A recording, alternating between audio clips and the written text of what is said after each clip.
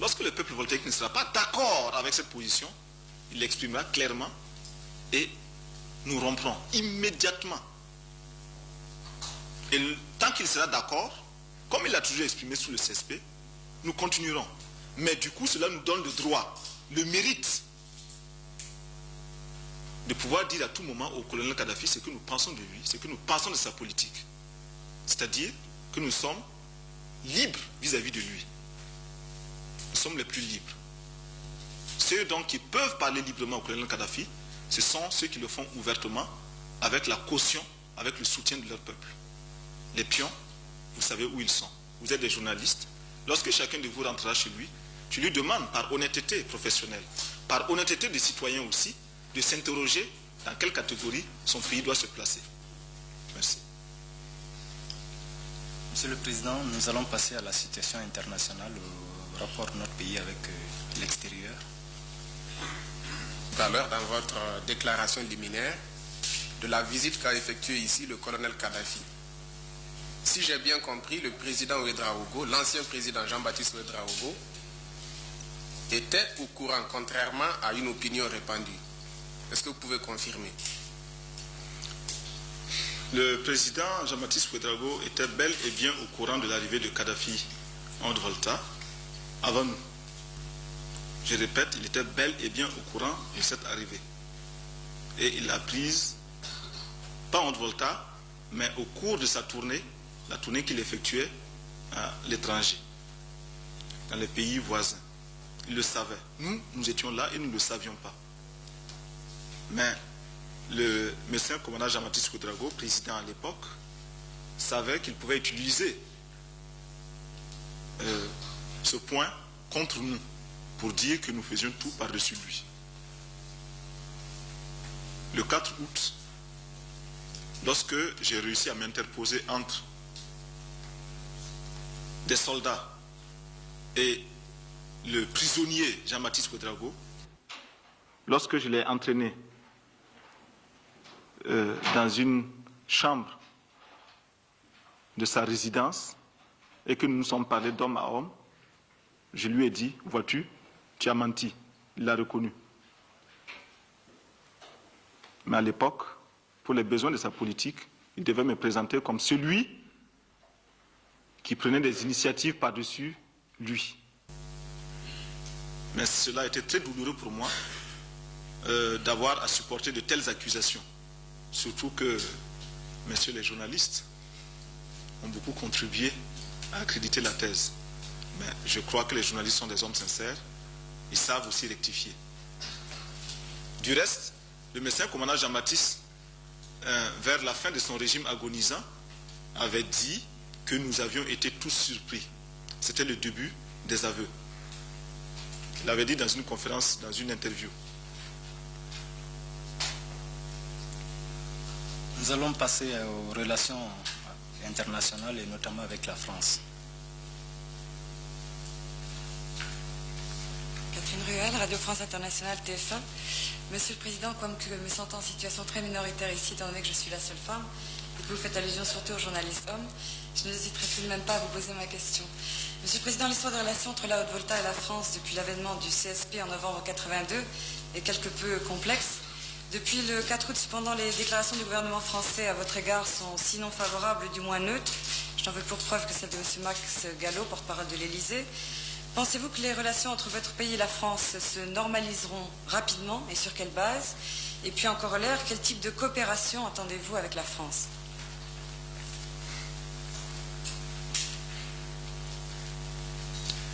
Tout d'abord, quand je parle de journalistes, je parle de tous les journalistes, y compris vous. Je ne parle pas que des hommes. Et le CNR fera une place de choix aux femmes. Nous en reparlerons. Les relations avec la France seront des relations d'amitié, comme elles ont déjà été, comme nous l'avons déjà déclaré. Mais surtout, nos relations seront des relations du type le plus adapté à la nature de nos régimes. Nous sommes un régime révolutionnaire. Nous avons en France un gouvernement socialiste. Quel type de relation voulez-vous que nous établissions avec la France? Je ne vais pas vous dire par une boutade que nos relations seront simplement, purement et simplement à gauche, parce que la France est à gauche, et parce que nous aussi on nous a classés à gauche. Mais je crois sincèrement qu'il y a un effort à faire pour s'adresser aux Français, pour expliquer aux Français ce qu'est la Haute-Volta, ce que souhaite la Haute-Volta, ce qu'attend la Haute-Volta. Et nous pensons pour notre part que lorsque un Français d'Alsace, lorsqu'un Alsacien dépose un centime auprès du gouvernement français et que ce centime doit être envoyé dans un pays africain qui s'appelle la Haute-Volta, l'Alsacien s'attend à ce que ces relations établies entre la France et la Haute-Volta procurent à la France des possibilités économiques nouvelles de par les marchés qui se créent ou qui se stabilisent. C'est son intérêt, c'est normal. Autrement, si l'on fermait Peugeot, si l'on fermait Ron Poulenc, ce serait un problème social en France. Mais c'est normal, cela. Nous pensons également que ce Français, élément conscient du peuple français, souhaite que le peuple français puisse avoir des liens d'amitié avec d'autres peuples, lesquels liens protégeant les Français contre toute menace contre leur paix, contre leur stabilité, et réciproquement. Lorsque le citoyen voltaïque de n'importe où, lorsque le citoyen voltaïque accueille ce centime venu de la France, il est bon qu'il sache que cette aide cherche à préserver, à développer les intérêts français, ce qui est normal, mais que cette aide cherche également à développer des intérêts, du moins des liens entre le peuple français et le peuple voltaïque. Ce qui ne serait pas normal, et ce que nous combattons toujours, c'est si ce centime venu de l'Alsace, transitant par les autorités françaises, devait aboutir simplement aux autorités voltaïques et ignorer le peuple voltaïque. À ce moment, nous serons bien obligés de dire comme le peuple voltaïque le dit, que les autorités françaises viennent installer des autorités voltaïques fantoches, viennent combattre le peuple voltaïque. Ce que nous souhaitons donc, c'est qu'à chaque fois que nous aurons des relations, que nous aurons des rapports, que nous nous assurions de part et d'autre que les intérêts bien compris de nos peuples ont été respectés. Cela nous suffit. Nous ne jetons l'exclusif sur personne et tous nos efforts tendront à cela. Mieux connaître la Haute-Volta, mieux faire connaître la Haute-Volta en France, mieux faire connaître le peuple français en Haute-Volta. Je sais aussi qu'à un certain niveau, les rapports sont froids. Les rapports d'État à État sont souvent froids et ont leur logique, une logique qui se met en marge de celle des peuples. Mais cela est bien dommage et nous espérons réussir à instaurer, quant à nous, des rapports d'un type nouveau, des rapports entre les peuples. Monsieur le Président, vous nous avez habitués à appeler les chats le chat. Et donc, effectivement, si certains ont peur, c'est parce qu'ils voient le mot révolution, Conseil national de la révolution. Qui voit révolution, généralement, on pense à Moscou, à Cuba et tant d'autres. Mieux que quiconque, vous pouvez nous fixer. Pardon? Mieux que quiconque, vous pouvez nous fixer, puisque quand il y a le mot révolution, les gens pensent automatiquement un virage vers Moscou, vers Cuba, etc. La révolution n'est pas une question de chapelle.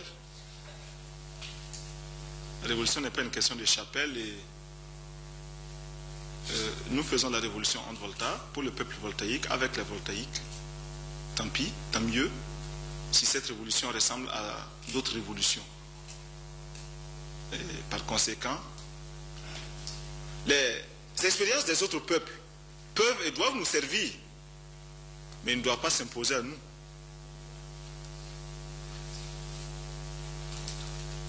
Monsieur le Président, est-ce que vous avez pu prendre connaissance avec les derniers accords de coopération qui ont été, je crois, paraphés entre la France et la Haute-Volta? Et si, ou bien dans le cas contraire, est-ce que vous allez revoir entièrement les accords de coopération qui nous lient avec la France? Les derniers accords de coopération se négociaient sous le signe du CSP, CSP numéro 2 ou CSP d'après le 17 mai dernier, si vous voulez. Nous ne pouvons pas reprendre à notre compte ces négociations. Nous négocierons d'après les objectifs du CNR, d'après l'idéologie et la politique du CNR. Monsieur le Président, vous venez de dire tout à l'heure que les rapports d'État à État sont généralement très froids. Donc en ce moment-là, j'aimerais savoir effectivement quelles sont les raisons objectives de rapprochement que vous vous entrevoyez avec les autres États de la sous-région, principalement avec le Mali. Je vous remercie. Je vous ai dit que nous essayons de dépasser ce cadre des rapports des rapports froids entre simplement les dirigeants. Vous êtes de Radio Mali, je crois. Journal L'Essor, merci. Et vous avez pu écouter sur nos antennes aujourd'hui qu'il y a une émission spéciale consacrée au Mali. Concert des auditeurs organisé sous le thème de l'amitié entre le Mali et la Haute-Volta. Nous pensons que c'est en dépassant, c'est en brisant certains protocoles et certaines formes de rapports que nous arriverons à rapprocher davantage nos peuples, à les faire, à les amener à se mieux connaître, à se mieux soutenir. Donc, le Mali, comme d'autres, bénéficieront de notre part de tous ces efforts. Monsieur le Président, à travers les différentes déclarations, le CNR se réclame de la politique de non-alignement qui, vue sous certains aspects, apparaît un peu comme une politique équilibriste entre les deux puissances, entre les deux blocs. Pouvez-vous donc, Monsieur le Président, nous définir dans les grandes lignes ce que vous entendez par le non-alignement de notre révolution? Je suis constant. Le non-alignement, nous l'avons défini à New Delhi. Et nous avons dit que pour nous, le non-alignement n'est pas une position, n'est pas une attitude équilibriste, justement, entre les deux puissances. Et le non-alignement ne consiste pas à se tenir de manière équidistante entre ces deux puissances. Le non-alignement est aussi la définition courageuse d'une position objective par rapport aux positions déjà existantes.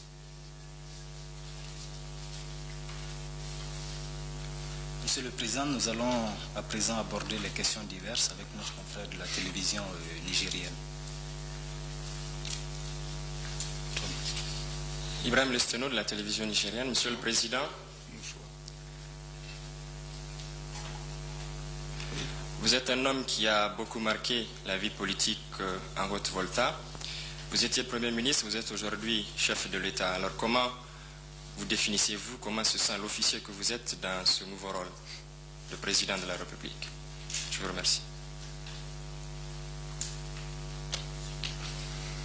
Aujourd'hui comme hier, je me sens moi-même Thomas Sankara parmi des camarades de lutte. C'est tout.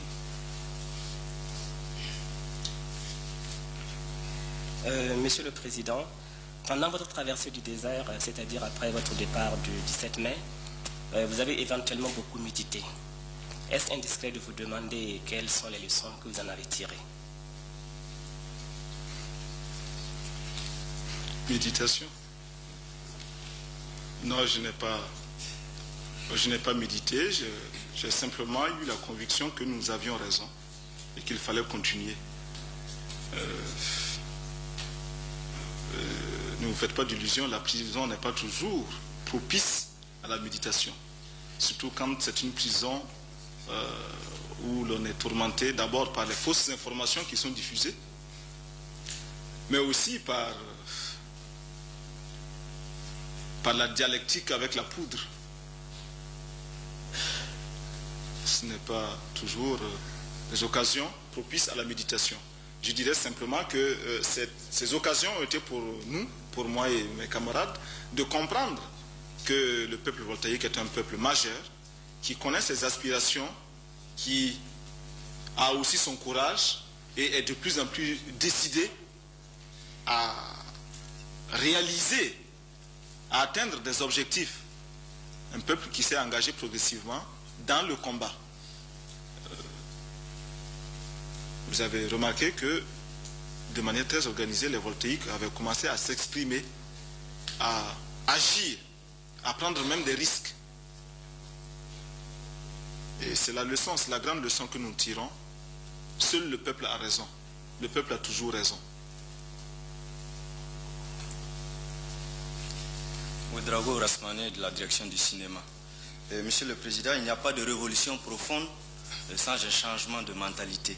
Comment le CNR compte-t-il impulser ce changement? Mais les CDR déjà sont des écoles, constituent une école de démocratie. Et c'est à l'intérieur de ces CDR que l'on peut assister à un bouleversement des mentalités. Bouleversement qui étonne, qui inquiète, mais qui est indispensable. Donc les changements de mentalité devront se faire et se feront. Oui, dans le même ordre d'idée, pour que triomphe la révolution, l'information devrait jouer un rôle primordial. Quelle serait votre politique dans ce domaine?